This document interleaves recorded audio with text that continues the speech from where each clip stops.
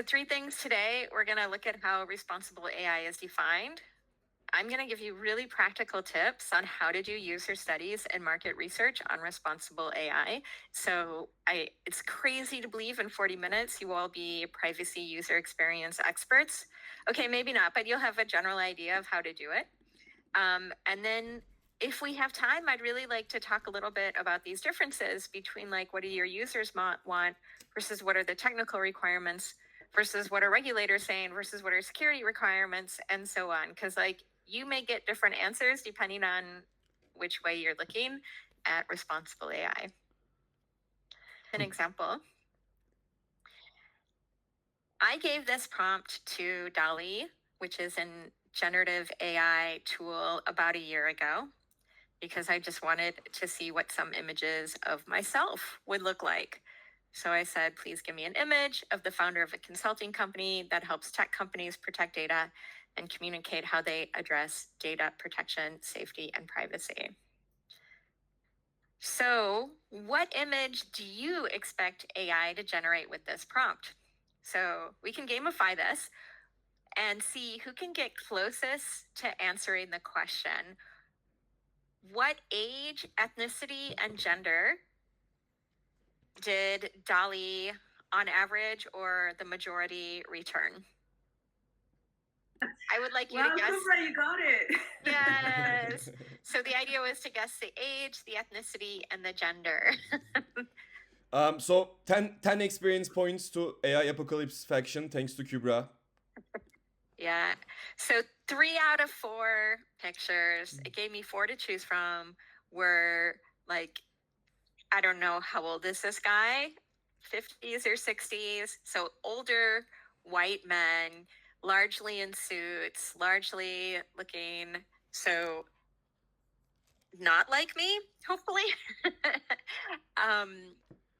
And it's funny because the privacy community is actually, in terms of gender, it's actually split quite evenly, right? Data protection, we're about 50-50 men and women.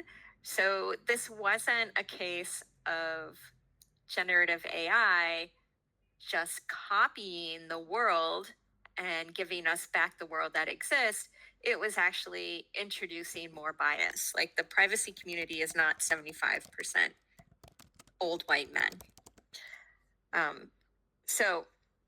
And I think it's also funny, I look a little bit like a Simpsons character, apparently. So is this an issue of responsible AI? Well, there's a couple things to think about, right? Like, I didn't like it. It felt unfair. Yeah, okay. Oh, so Mert's putting in some links. I felt like it was a little unfair, a little biased. And I mean, did it harm me? Did it put me at risk? It was mostly kind of funny, but it didn't make me like DALL-E anymore, right? So it didn't turn me into a paying customer. So that's something we can think about, these differences in responsible AI. Like maybe it doesn't actually cause harm, but maybe your customers don't like it. Questions? And yeah. Well, I was gonna say, I think it's how we characterize harm as well, and as harm as just a single transactional experience. It's not about the single transactional experience. It's the death by 1,000 cuts of every single time that image over and over again. And what that does is the balance of images is weighted in favor of a certain narrow group, which doesn't reflect the reality. So we can't even say it's coming from bad data due to representational bias or reinforcing existing inequalities in this case, because in the privacy world, women, like, we really lead privacy a lot. We punch above our weights compared to other tech-oriented fields and other fields. So it's what it does is I would argue there is a bigger harm which you would have trouble communicating to a startup. So let's not bother having this conversation with the startup, but just as a sidebar for the community, I feel like what it does is it frames a certain narrative, and that narrative affects the way we see the world and the way we see ourselves. And so somebody who, I think for an AI startup to communicate it, I'd be interested in your thoughts. One way to avoid that sidebar that I did, but to get to the point, is that if you imagined an alien coming in and seeing this, they would not be getting a realistic picture of what the world looks like today. So like it's also inaccurate, Yeah. as opposed to just harmful bias, because inaccuracy is something that can get them into dollars and cents trouble more than anything that would be like an emotional wound to someone, or harmful bias, which is considered like a soft ethical problem. But accuracy is a technical problem that they can get into trouble with things like misrepresentation or their products just not working. So I was curious what your thoughts are on that, like focusing the responsibility is also tech that works and this isn't working because it's not accurate. Yeah, and I'm AI apocalypse, you can probably guess. Team AI apocalypse, raining on your parade. No, so I think it's excellent, and I think you're definitely like refining and adding a lot of nuance to the points. And because I know it's coming up in this presentation, I would like to highlight a couple keywords that we just heard, which are bias and accuracy. So keep those in mind because there will be more gamification questions, and those might be words that are useful to consider. Does anyone else want to add something? Or does anyone else have a similar story where they've looked for an image and they did something with generative AI and they were like, that's creepy, I don't like that result? Well, nobody did, as I understand, but on 28th, the 28-day AI literacy challenge will begin, and they will have to use those tools eventually if they want to survive the challenge. So just one more week, Rebecca. Not even a week. Excellent. Then I'll keep going. So again, from a business perspective, there are ethical reasons, there are legal reasons, but from a business perspective, like it's worth thinking about responsible AI. Because if you act in a way that's trustworthy, it helps keep your loyal customers. And loyal customers are usually, they bring in way more revenue.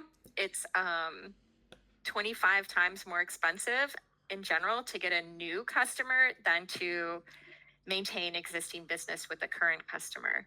So, trustworthy, loyal, think of those things together. And also, if you can pinpoint what your customer values are, and if you can build a product that meets those values, then you can build something that your customers love. So I know there are ethical reasons as well. And I know it feels kind of gross for me to try to put like dollar framing, but like in the real world, we're talking about businesses. And I do want to emphasize the business reasons as well. Great.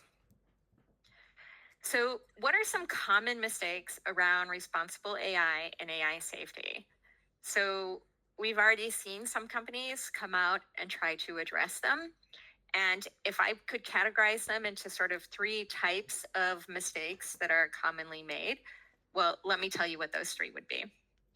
So one thing that companies do is they have sort of a vague definition of responsible AI, like do the right thing, or it maybe has like a bunch of different principles. Here are the N different principles that you have to do that are considered responsible AI, but it's not really clear like how to prioritize them or how to actually translate that into perhaps actual metrics that you would use to evaluate your machine learning model. Like precision, okay, that is like a well-known machine learning metric, but fairness, it's still really unclear, like what metric do you use to measure fairness? Or there are some propositions, but the industry as a whole hasn't like clearly decided this is the one right way that always works. Not even for epsilon values, etc. in differential privacy, let alone AI governance and AI safety. We don't even have those benchmark metrics for differential privacy and what would be a privacy budget, Rebecca. So I'm like the AI apocalypse faction coming in hot, but yeah, that's the hard truth, right?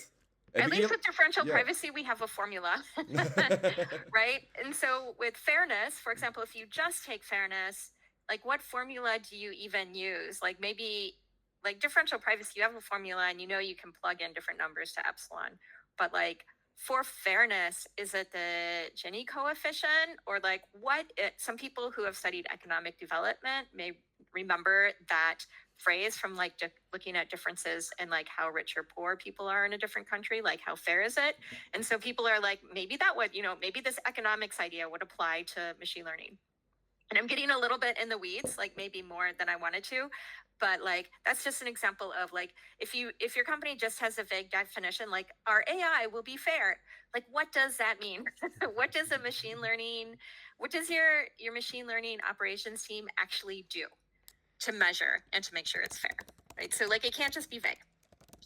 Another thing we see is like unclear ownership or ownership that's completely in one team or it's spread out to everyone.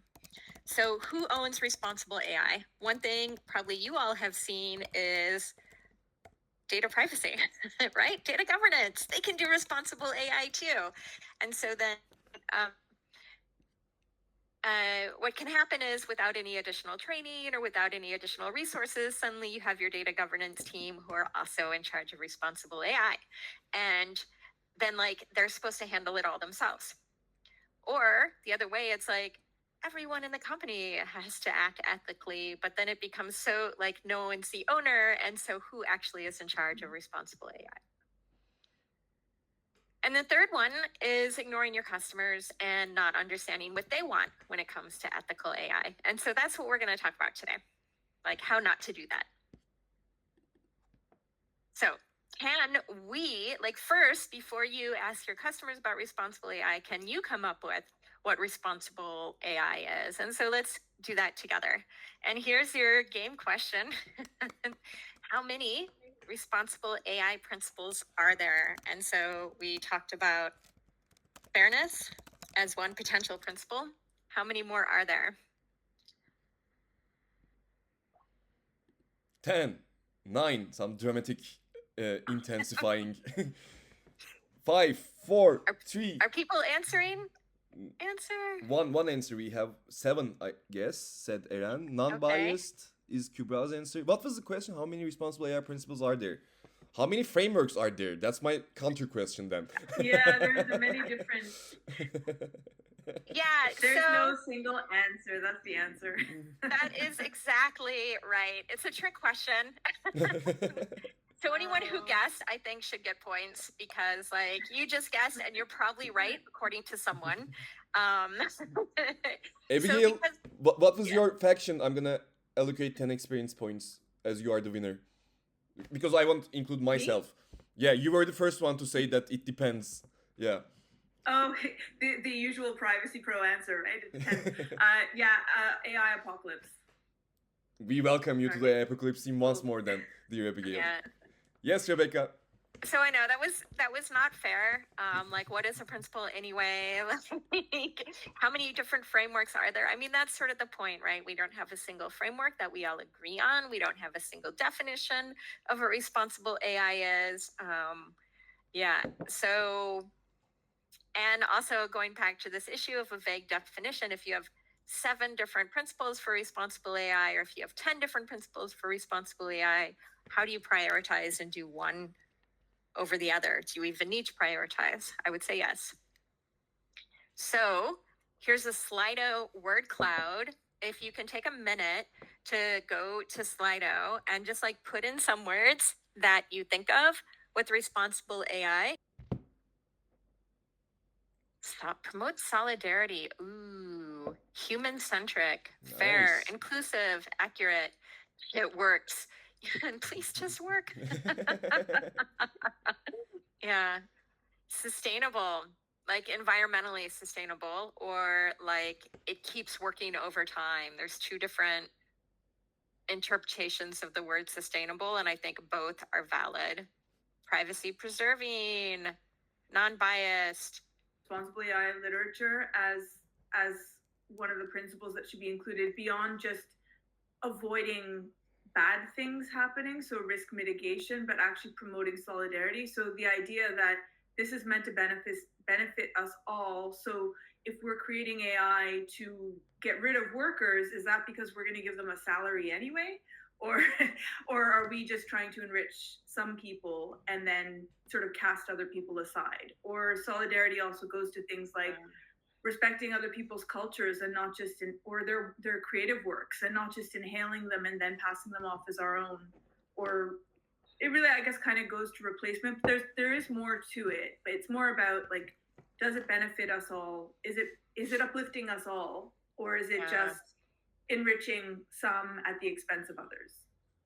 Yeah, that's such a good point. And there really is, I mean, at least for me, there really is this feeling right now that AI is benefiting a smaller group of people than it's, yeah. What else? Safe and secure, diversity, accurate, explainable and traceable, proportional, interesting, good. So I have to agree with all of these 100%. We're going to quickly go through some other examples of what's been already been put out. From 2019, they gave a publication titled Ethics Guidelines for Trustworthy AI. And so some of the topics that you already mentioned are in there, like human-centric. They talk about human agency and insight and oversight. People talked about privacy. And so we have number 3, privacy and data governance, transparency, diversity,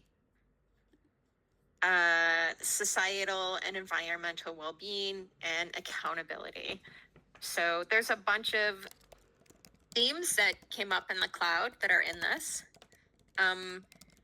The Institute for Ethical AI and Machine Learning is a nonprofit that I don't totally understand who's involved, but they also have put out this list of, now they have 8 principles of responsible AI. And a lot of them are, again, things that we've seen, but this is really from a like how to build it perspective, right? It's like not necessarily how can you measure it afterwards, but what is the process that should be in place when you're building your responsible AI or testing it. Big Tech has put out a few AI principles a while ago. They had like a consortium with some of the big tech companies. And so this is what Google has that I was able to find this week on their website. Like, sorry, I'm making my slide bigger and smaller. Like being socially beneficial, which I think Abigail mentioned, like the issue with bias, safety, accountable to people, privacy, uphold high standards of scientific excellence. Okay, great. And then like you can only build things that accords with the above 6 principles. So again, it's a lot of principles. And what if some of them you can't optimize on both?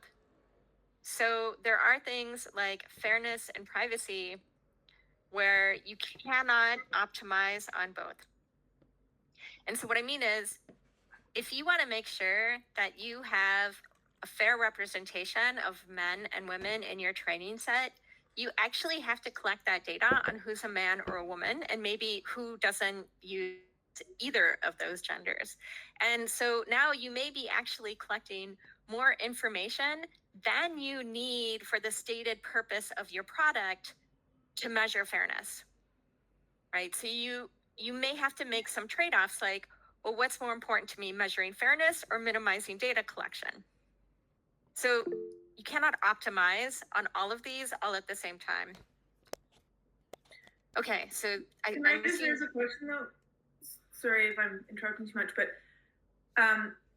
the notion that data minimization means less data as opposed to what's necessary, appropriate, and relevant to accomplish your goal, I think the data minimization for data minimization's sake kind of misses the point of what we're trying to do with privacy preserving. And I wonder if it's kind of, like, I get what you're saying about trade-offs.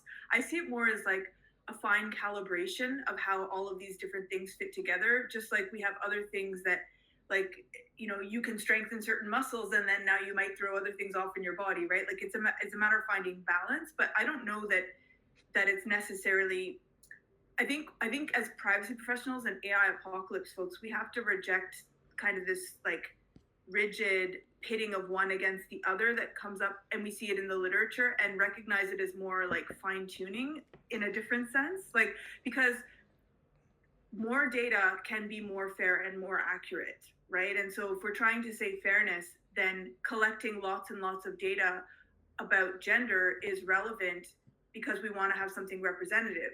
But collecting a lot of data about religion to discriminate or not putting controls in place to prevent discrimination doesn't satisfy data minimization. So it goes back to that question of necessity and proportionality. And so you can have lots of data and that can still meet data minimization for that purpose to achieve accuracy and fairness, right? Like, I think there's this whole idea that we have to like limit as much data as possible because we're not really thinking about why we need that personal data.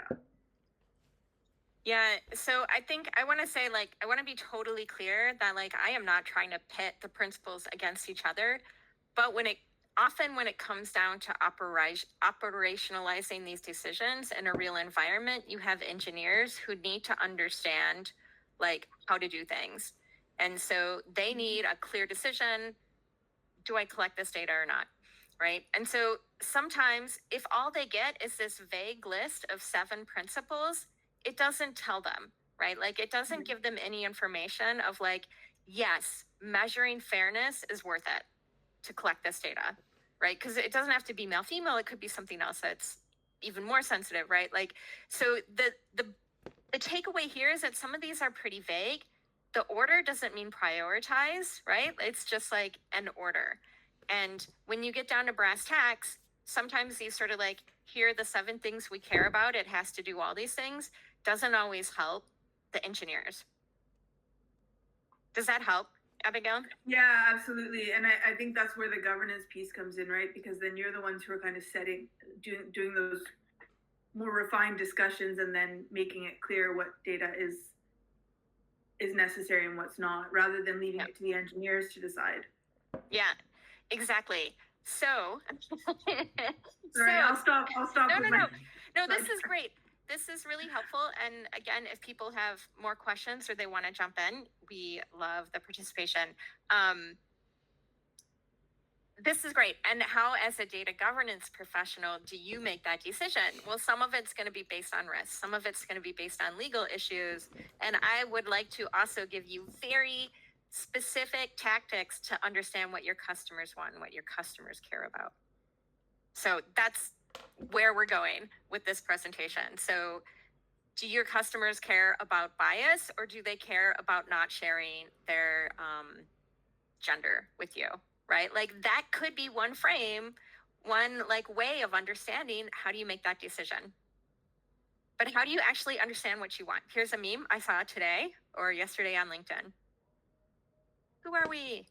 Clients. What do we want? We don't know. When you want it? No. Right? Like it's kind of funny, but it does speak to like how hard it can be to actually extract system requirements and understand what your customers want. And so some folks are nervous about AI, probably some of you here. Given the different themes and principles we talked about, like, if you could choose just 1 or 2, which one are you most nervous about? Can you choose 1 or 2? And feel free to write, like, maybe your main concern is fairness, or maybe it's precision, or maybe it's safety. Like, feel free to write it in the chat. I'm with Kubra. Fairness is really important.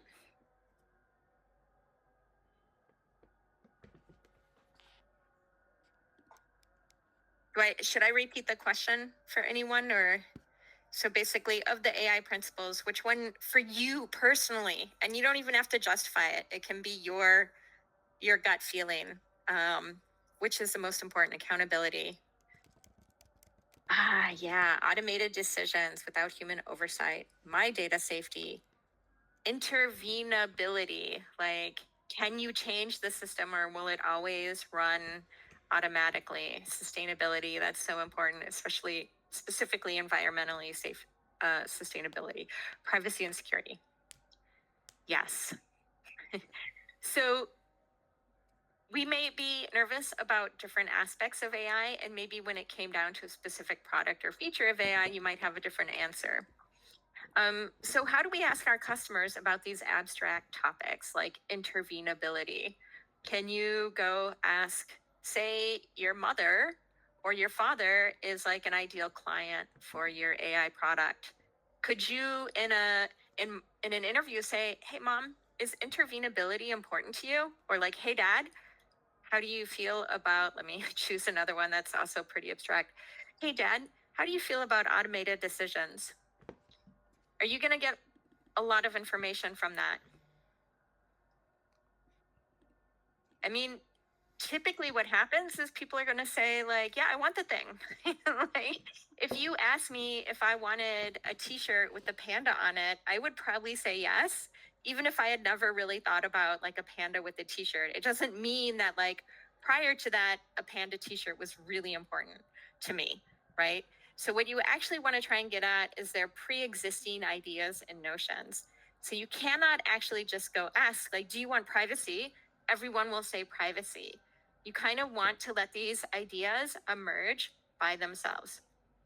And so this idea of doing like open-ended questions and open-ended interviews with your customers comes from two different fields.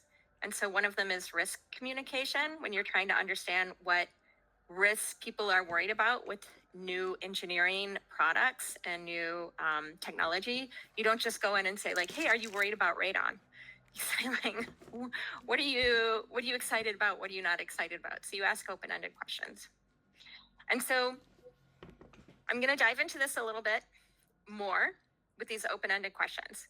So you have to start knowing yourself what are the potential principles of responsible AI for your product. And then you do the customer research where you run interviews and surveys and you start listening for any of those principles that you may have already identified. And then once you get some data or you identify some trends and themes, you can start developing your priorities and understanding like what is truly important to my customers. So I said for customer research, start with potential principles. And so I recommend starting with a table of themes or risks. And so this is one I created that I think the average like layperson or non-AI expert could sort of stand behind these themes. Like, yeah, I don't want it to be dangerous. Yeah, I want it to be fair. This might not be the right table if you actually have a real product or a real company or a real customer base, right? Like if your customer base is, I don't know, I'm trying to come up with random groups that may have different like risk perceptions. Maybe you guys can come up with some, but like maybe Ethiopians have different ideas of what's going to be important versus like people in Texas, right? Like you have to know your customers as well. So once you have this table, you have to add related words for your product.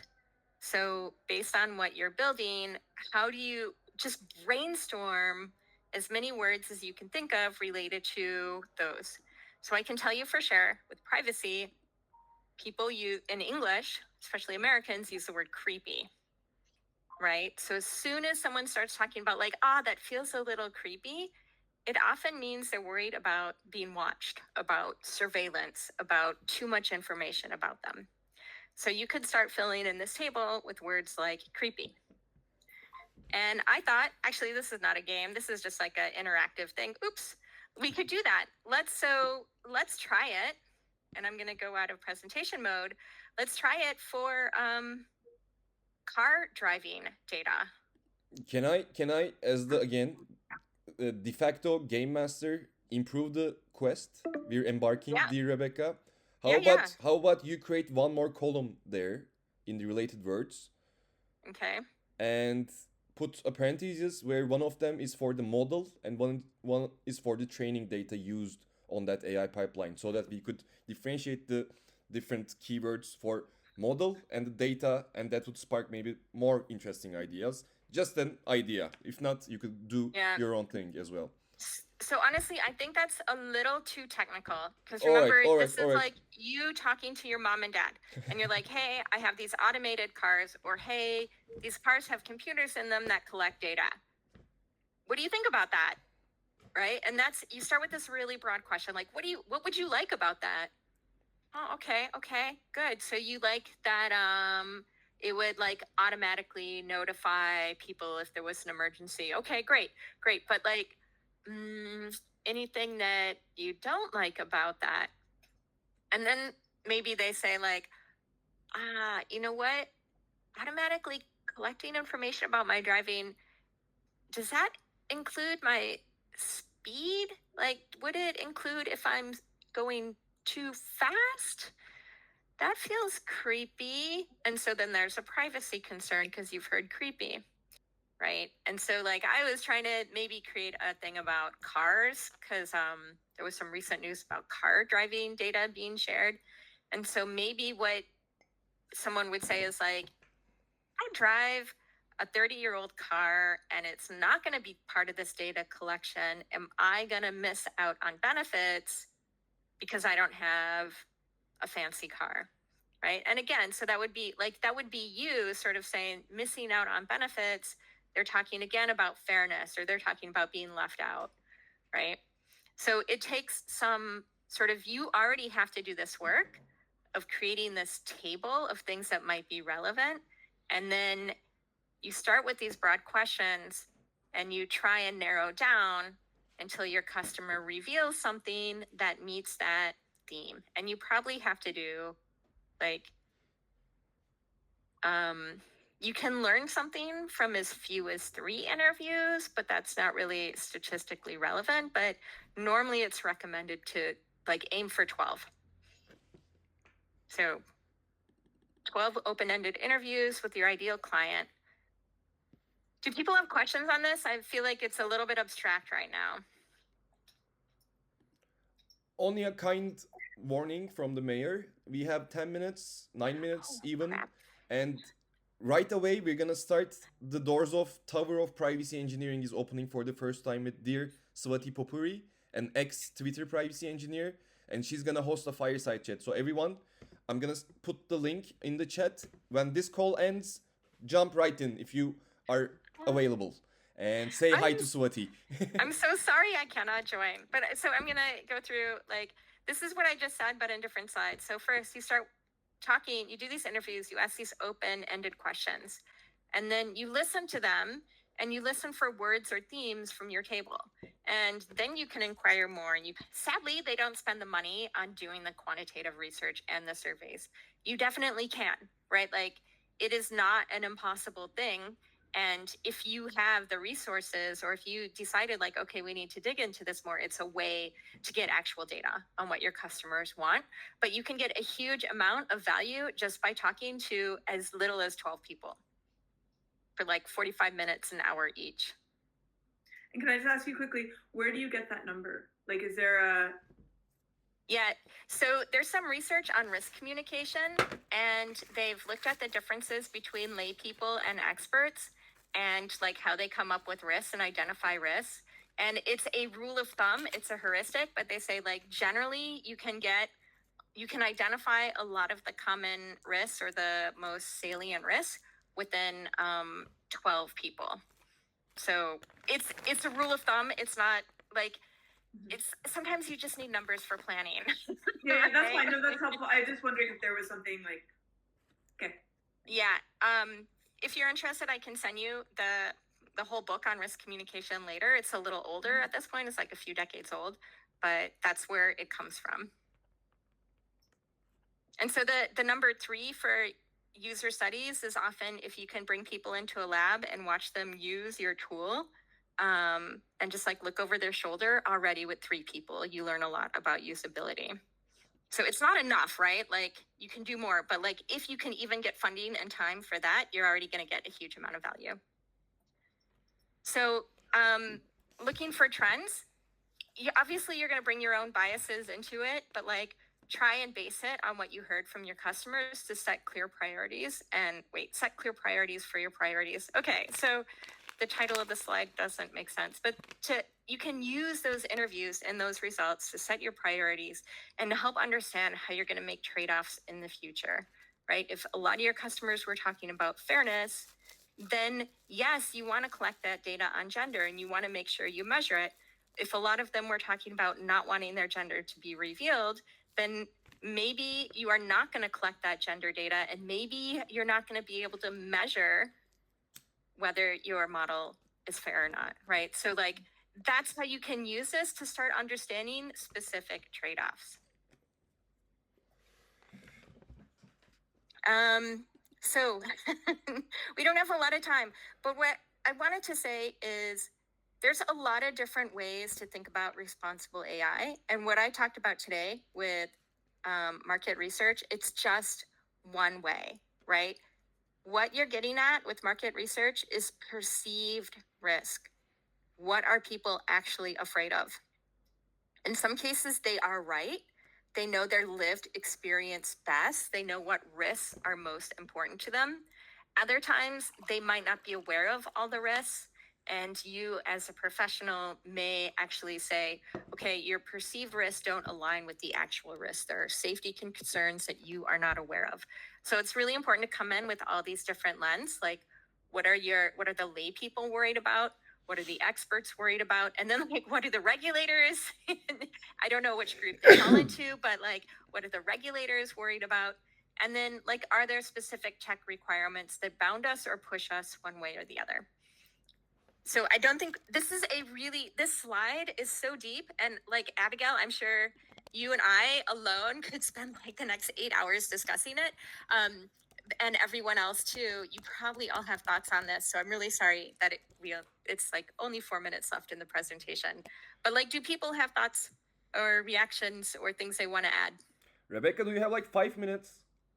Yeah. Like after your session ends. So let's meet in the other chat because this will close automatically because I need to start the new call. So let's meet in the link I'm putting in the chat and wait for Swati. And in the meantime, let's discuss so we don't have any time bounds.